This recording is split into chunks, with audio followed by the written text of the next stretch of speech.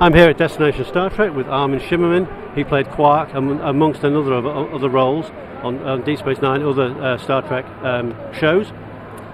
You've just got back into makeup for the first time since Deep Space Nine.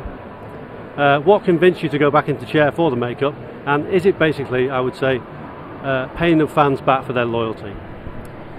What made me go back into the chair for makeup?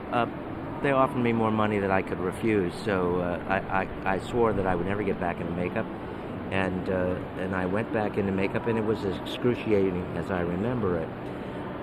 But it gave a lot of people a great deal of happiness.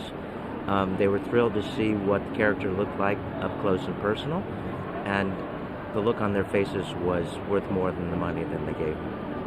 Forever a Ferengi, but with a heart of gold. Yes, perhaps. Press Platinum. Perhaps. Alongside your wife, you do a lot of work with Antaeus Theatre in Glendale, just outside of Los Angeles. You have a lot of affection for Shakespeare, and I know you teach Shakespeare to students. I imagine you get a great deal of satisfaction from that. Can you tell us your favourite Shakespeare play, and possibly even the voice of Quark, give us a line from your favourite play? I don't have a favorite play. All of them are my children, so I don't really prefer one over another. But let's see if I can do Richard III as Quark.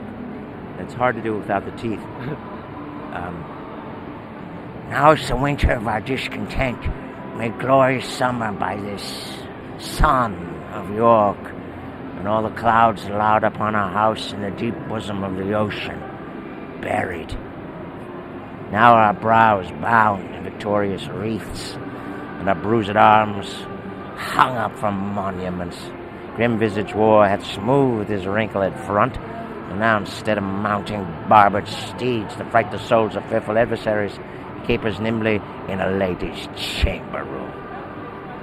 Wonderful, Mr. Shimerman. Wonderful. One final question, perhaps.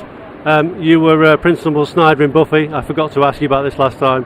I do believe you said in the documentary or in one of the talks that you liked to go between the two roles. That was something that invigorated you? Yes, it was great, incredibly invigorating. When you play one character for a long period of time, you get very bored. You get stale. You certainly have inspiration from episode to episode, but it becomes like work.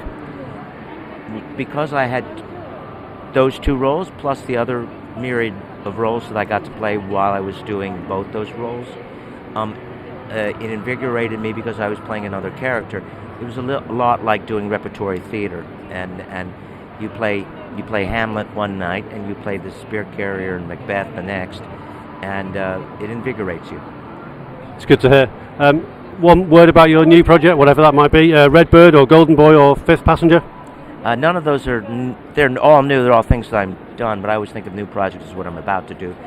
And I've just finished doing a play called 3 Days in the Country by a wonderful English playwright called Patrick Marber. It's an incredible production.